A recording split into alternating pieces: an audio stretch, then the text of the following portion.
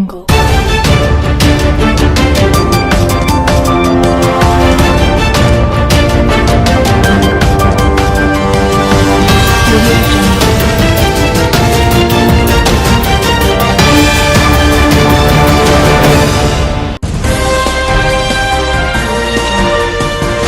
ਹੁੰਦੀ ਹੈ ਨਾ ਬੇਸ਼ਰਮ ਜਿਹਾ ਬੰਦਾ ਹੁਣ ਇਹ ਵੀ ਨਹੀਂ ਕਹਿ ਸਕਦਾ ਗਲਤੀ ਸੀ ਸਾਡੀ ਜਦੋਂ ਨਾਰੇ ਲਾਉਂਦੇ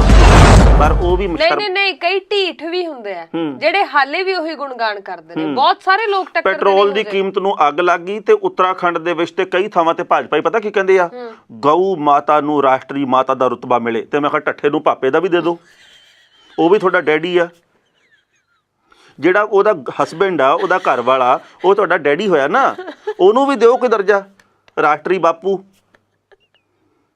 ਦੇਸ਼ ਮਰ ਰਿਹਾ ਤੁਸੀਂ ਗਾਂ ਦੇ ਚੱਕਰ ਚ ਫੋਸ ਦੇ ਚੱਕਰ ਚ ਗੋਹੇ ਦੇ ਚੱਕਰ ਚ ਫਸੇ ਹੋਏ ਆ ਮੂਤ ਪੀ ਲਓ ਗੋਹੇ ਵਾਲੇ ਸਾਬਣ ਕਦੀ ਮੂਤ ਪੀ ਲਓ ਕਦੀ ਕੁਛ ਕਰ ਲਓ ਇਹ ਕਦੀ ਮਤਲਬ ਸਾਡੀ ਬਦਕਿਸਮਤੀ ਦੇਖੋ ਦੇਸ਼ ਦੀ ਕਿੰਨੀ ਆ ਸਾਡਾ 45 ਰੁਪਏ ਲੀਟਰ ਦੁੱਧ ਨਹੀਂ ਵਿਕਦਾ ਤੇ ਰਾਮਦੇਵ ਦਾ 90 ਰੁਪਏ ਲੀਟਰ ਮੂਤ ਵਿਕੀ ਜਾਂਦਾ। ਬਿਲਕੁਲ ਠੀਕ ਹੈ ਰਾਮਦੇਵ ਦੀਆਂ ਗਾਵਾਂ ਦਾ ਹਾਂ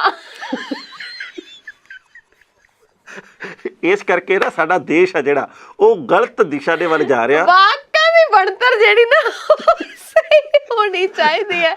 ਵਾਕ ਬਹੁਤ ਗਲਤ ਬਣ ਜਾਂਦੇ ਨੇ ਬਿਲਕੁਲ ਇਸ ਕਰਕੇ ਜਿਹੜੇ ਮੋਦੀ ਸਾਹਿਬ ਬਿਨਾਂ ਕਿਸੇ ਗੱਲ ਤੋਂ ਵੀ 95 ਮਿੰਟ ਬੋਲ ਜਾਂਦੇ ਆ ਪੈਟਰੋਲ ਦੀ ਕੀਮਤ ਤੇ ਭੋਰਾ ਨਹੀਂ ਬੋਲਦੇ ਨਹੀਂ ਪਰ ਗੱਲ ਇਹ ਹੈ ਨਾ ਵੀ ਮੈਂ ਤਾਂ ਕਹਿੰਨੀ ਆ ਥੋੜਾ ਜਿਹਾ ਲੋਕਾਂ ਨੂੰ ਨਾ ਸਿਰ ਤੋਂ ਕੰਮ ਲੈਣ ਦੀ ਲੋੜ ਹੈ ਜਦ ਤੱਕ ਇੱਕ ਬੀਜੇਪੀ ਦਾ ਕੇਂਦਰੀ ਮੰਤਰੀ ਆ ਉਹਦਾ ਮੈਂ ਕੀ ਨਾਂ ਲਵਾਂ ਹੈ ਝੁੱਡੂ ਜਾਈ ਉਹਨੇ ਹੋਰ ਹੀ ਗੱਲ ਕਹਿਤੀ ਕਹਿੰਦਾ ਦੇਸ਼ ਨੂੰ ਆਰਥਿਕ ਤੌਰ ਦੇ ਉੱਤੇ ਮਜ਼ਬੂਤ ਕਰਨ ਦੇ ਲਈ ਲੋਕਾਂ ਨੂੰ ਥੋੜੀ ਜਿਹੀ ਕੁਰਬਾਨੀ ਦੇਣੀ ਚਾਹੀਦੀ ਹੈ ਤੇ ਆਪਾਂ ਥੋੜੀ ਦੇ ਦਿੰਦੇ ਆ ਨਹੀਂ ਕੁਰਬਾਨੀ ਨੂੰ ਲੋਕ ਹੁਣ ਲਟ ਕੇ ਸੜਕਾਂ ਤੇ ਜਾਇਆ ਕਰ ਲੋਕ ਕੀ ਕਰਦੇ ਦੇਖੋ ਕਿੰਨੇ ਬੇਸ਼ਰਮ ਲੋਕ ਆਏ ਕੁਝ ਹੋਰ ਹੀ ਸੁਣਾਈ ਜਾਂਦੇ ਆ। ਮੈਂ ਤਾਂ ਇਹ ਕਹਿਣ ਲੱਗੀ ਸੀ ਕਿ ਜਦ ਤੱਕ ਅਸੀਂ ਸਿਆਸਤ ਨੂੰ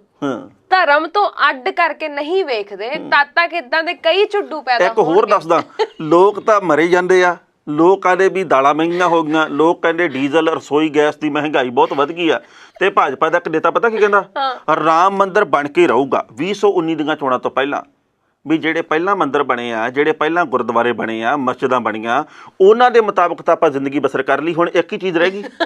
ਜ਼ਿੰਦਗੀ 'ਚ ਹੋਰ ਕੋਈ ਦੁੱਖ ਉਹ ਕੋਈ ਸੰਗ ਖਾਓ ਯਾਰ ਮਨੁੱਖ ਹੋਣ ਦਾ ਫਰਜ਼ ਹੀ ਅਦਾ ਕਰ ਲਓ।